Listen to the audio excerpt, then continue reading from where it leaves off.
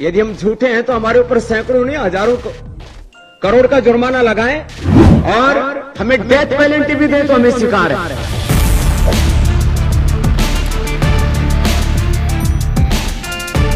बड़ी खबर supreme court से आ रही है, जहां पतंजलि की तरफ से भ्रामक विज्ञापन के मामले में पेश हुए योग गुरु रामदेव और पतंजलि आयुर्वेद के एमडी यानी प्रबंध निदेशक आचार्य बालकृष्ण को सुप्रीम कोर्ट ने कड़ी फटकार लगाई है।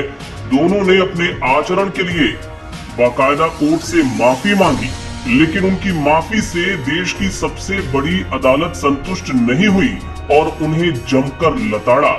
कोर्ट ने कहा कि अदालत के आदेश को आपको गंभीरता से लेना चाहिए। सुप्रीम कोर्ट ने बेहद सख्त टिप्पणी की और ये तक कह दिया कि आप देश की सेवा का बहाना मत बनाइए। देश की कोई भी अदालत हो, उसके आदेश का पालन आपको करना होगा। आपको बता दें कि बाबा रामदेव और आचार्य बालकृष्ण के खिलाफ अदालत की अवमानना के मामले में सुप्रीम कोर्ट में जस्टिस हिमा कोहली और जस्टिस अमानुल्लाह की 2 सदस्यीय बेंच ने मंगलवार को सुनवाई की। इन दोनों की तरफ से पेश हुए वकील ने सुप्रीम कोर्ट को बताया कि हलफनामा दाखिल किया गया है।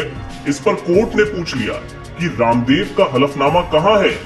दरअसल सिर्फ एक हलफनामा दाखिल किया गया था और कोर्ट ने कहा कि आपको 2 अलग अलग हलफनामे दाखिल करने चाहिए थे। दूसरा हलफनामा किधर है?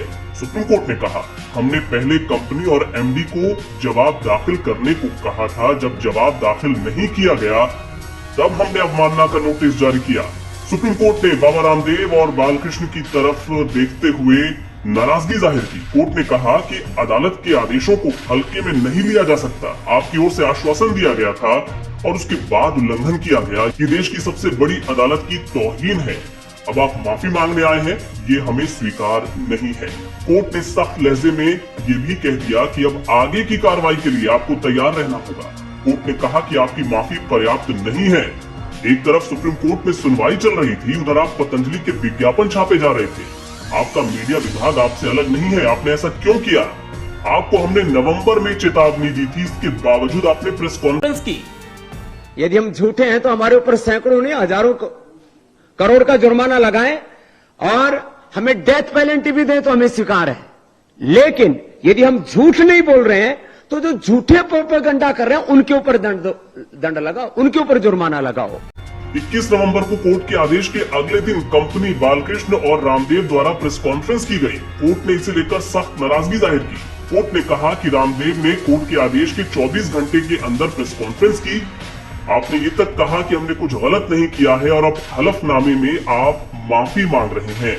सुप्रीम कोर्ट में रामदेव की तरफ से पेश हुए वकील ने हाथ जोड़कर माफी मांगी, लेकिन कोर्ट ने कहा कि ये माफी हमें स्वीकार नहीं है और अब आगे की कार्रवाई के लिए इस मामले में आपको तैयार रहना होगा। देश सेवा का आप बहाना नहीं बना सकते। अभी इस मामले की अदालत में सुनवाई जारी है।